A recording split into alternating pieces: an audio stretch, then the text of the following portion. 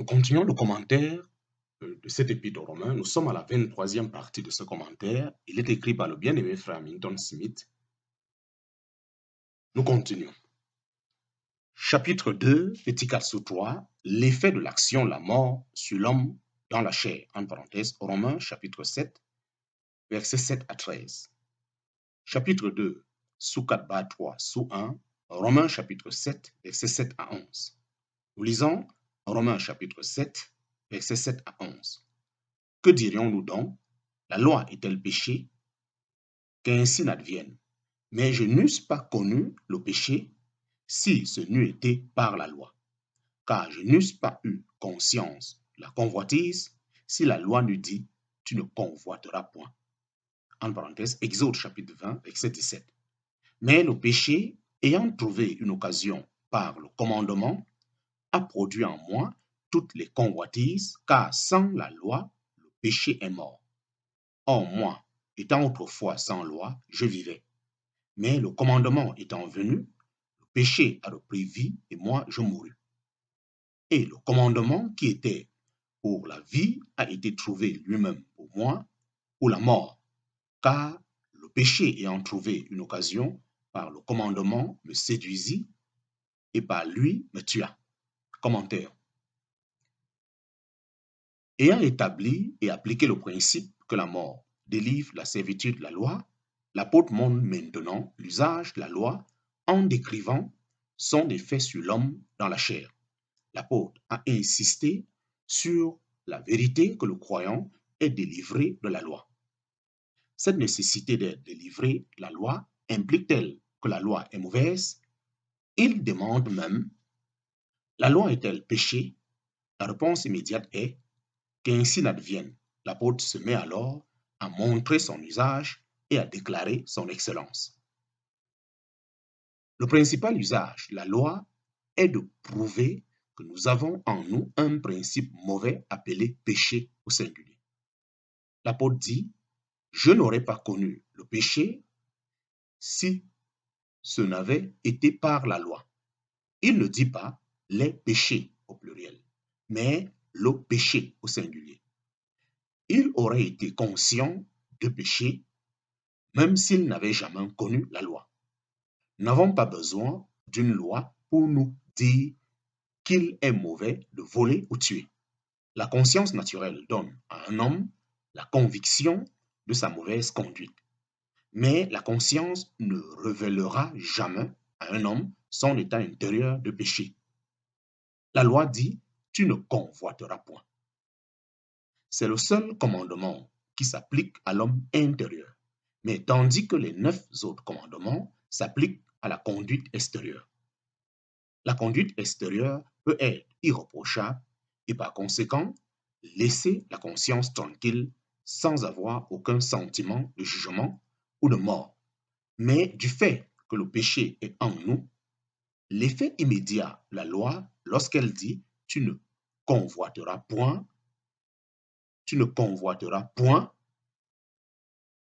ou pas, c'est d'attiser la convoitise et tout de suite, la conscience sait que la loi est violée et elle réalise que la mort en est le résultat. Le péché a repris vie et moi, je mourus. En parenthèse, Romains chapitre 7, verset 9. La loi qui a été ordonnée pour qu'on ait la vie si on lui obéit, voilà qu'elle apporte la mort à la conscience quand elle est violée. Tu ne convoiteras point, c'est d'attiser la convoitise et tout de suite, la conscience sait que la loi est violée. Et elle réalise que la mort en est le résultat. Le péché a repris vie et moi, je mourus. En parenthèse, Romains chapitre 7, verset 9.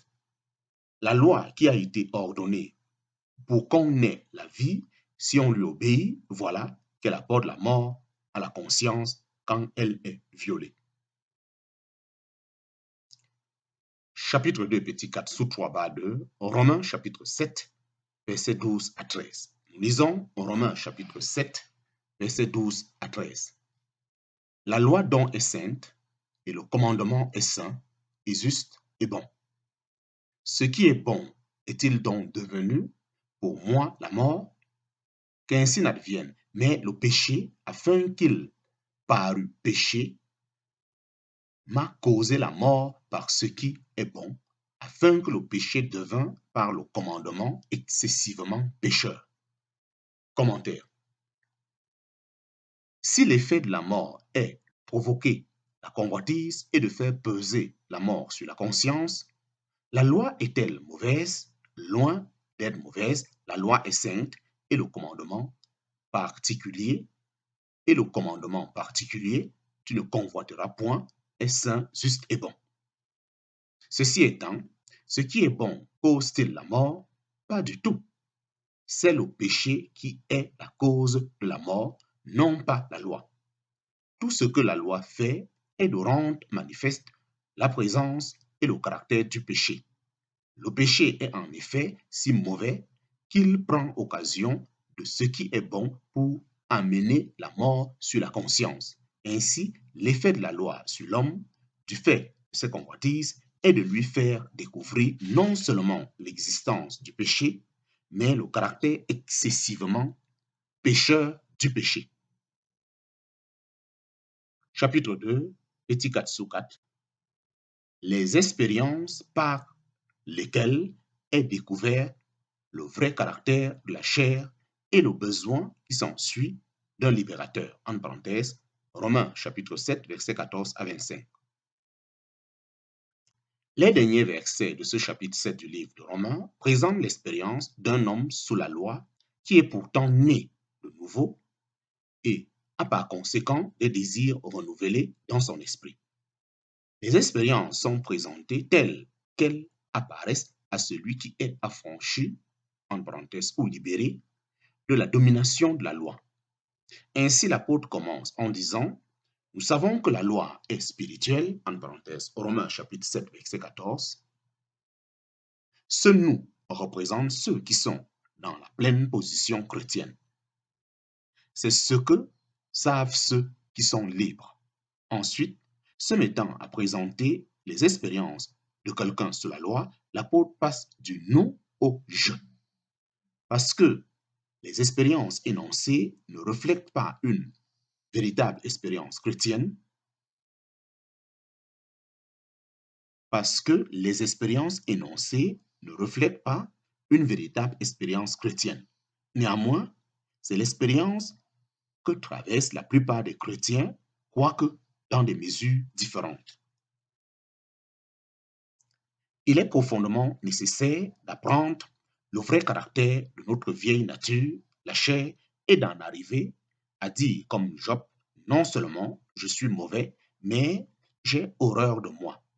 Nous pouvons atteindre cette connaissance de soi de trois façons. Première façon, une première manière d'apprendre ce que nous sommes est de le faire en présence du Seigneur, comme Pierre quand il se jeta aux genoux de Jésus en disant: Seigneur, retire-toi de moi, car je suis un homme pécheur. En parenthèse, Luc chapitre 5, verset 8. Deuxièmement, une autre manière d'apprendre le mal de nos cœurs est de se faire piéger par le diable dans quelques péchés publics, comme Pierre quand il a régné le Seigneur. Et enfin, au troisièmement, nous pouvons apprendre le caractère de la chair en cherchant à faire ce qui est juste par nos propres efforts légalistes. C'est cette troisième façon d'apprendre par nous-mêmes qui est placée devant nous dans ces expériences de Romains chapitre 7. Le cas supposé est celui d'un homme avec des désirs renouvelés qui cherche à faire le bien en se mettant sous la loi. Dans toutes ces exigences, il n'y a aucune mention ni de Christ ni du Saint-Esprit. L'homme ne pense qu'aux exigences de la loi, à lui-même et à ses propres efforts. Nous pouvons être tout à fait au clair sur l'impossibilité d'obtenir le salut en gardant les 10 commandements. Et pourtant, en même temps, on peut chercher à surmonter la chair et à bien agir sur le principe de la loi. Autrement dit, Je peux chercher à contenir la chair en m'efforçant de garder certaines règles et maximes au lieu de regarder à Christ pour me soutenir. Le principe de la loi est que j'obtiens la bénédiction désirée en assumant mes responsabilités. Je peux prétendre ne pas être sous la loi et pourtant me dire, je ne dois pas permettre cette convoitise mauvaise. Je dois obtenir la victoire sur le vieil homme et le péché qui habite en moi. En disant cela, je me mets en principe moi-même sous une loi, car ce genre de pensée signifie simplement que la victoire sur le péché, la délivrance de la puissance du péché dépendent de l'exercice de mes responsabilités, autrement dit, de mes propres efforts. Si la victoire sur le péché dépend de quelque chose que je fais, alors j'ai de quoi me glorifier. Nous sommes toutefois si lents à accepter la vérité de la méchanceté de la chair et de notre incapacité à surmonter son mal que ces vérités doivent être apprises par l'expérience et des expériences souvent amères. Nous pouvons passer de longues années à faire des efforts pour vaincre le péché et nous libérer de sa puissance. Mais tant que ces efforts se poursuivent, notre histoire ne sera qu'une succession de défaites constantes et de déceptions. De telles expériences, si utiles et même nécessaires qu'elles soient, n'apportent jamais la délivrance du péché. L'expérience ne fait que prouver que nous ne pouvons pas nous délivrer de la puissance du péché. C'est ce qui est nécessaire d'apprendre avant de pouvoir être vraiment libre. L'expérience ne pouvant pas apporter la délivrance, il faut, dans une certaine mesure, qu'elle précède la délivrance. À travers ces expériences, si douloureuses soient-elles, nous apprenons des leçons nécessaires comme l'apôtre le montre. Chapitre 2, petit 4, sous 4 1, Romains chapitre 7, verset 14. Nous lisons Romains chapitre 7, verset 14. Car nous savons que la loi est spirituelle, mais moi, je suis charnel, vendu au péché. Commentaire. Premièrement, dans le cas supposé, l'homme apprend qu'il est dans la servitude sous la puissance du péché.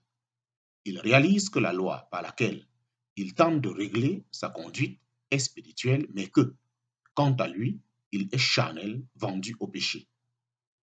Chapitre 2, petit 4, sous 4-2, Romains chapitre 7, verset 15. Nous lisons Romains chapitre 7, verset 15. Car ce que je fais, je ne le reconnais pas, car ce n'est pas moi, car ce n'est pas ce que je veux que je fais, mais ce que je hais, je le pratique. Commentaire. Il l'apprend expérimentalement, car, dit-il, ce que je fais, je ne le reconnais pas, car ce n'est pas ce que je veux que je fais, mais ce que je hais, je le pratique. Il est évident que si je ne peux pas faire ce que je voudrais et que je suis amené à faire ce que je hais, je ne suis pas un homme libre, je suis un captif. Chapitre 2, petit 4 sous 4-3, Romains chapitre 7, verset 16. Nous lisons Romains chapitre 7, verset 16. Or, si c'est ce que je ne veux pas que je pratique, j'approuve la loi, reconnaissant qu'elle est bonne. Commentaire. En outre, s'il faisait ce qu'il ne voulait pas, cela démontrait clairement qu'il approuvait la loi, qu'elle était bonne et qu'il ne voulait pas faire le mal, mais qu'il était poussé par une force adverse. Chapitre 2, petit 4, chapitre 2, petit 4 sous 4-4, Romains chapitre 7, verset 17. Nous lisons Romains chapitre 7, verset 17. Or, maintenant, ce n'est plus moi qui fais cela, mais c'est le péché qui habite en moi. Commentaire. Il découvre que cette puissance est le principe mauvais du péché. Donc, conclut-il, ce n'est plus moi qui fais cela, mais c'est le péché qui habite en moi. Ainsi, la tentative de contrôler et surmonter le mal de son propre cœur par des efforts légaux conduit à la découverte que l'âme est captive sous la puissance du péché.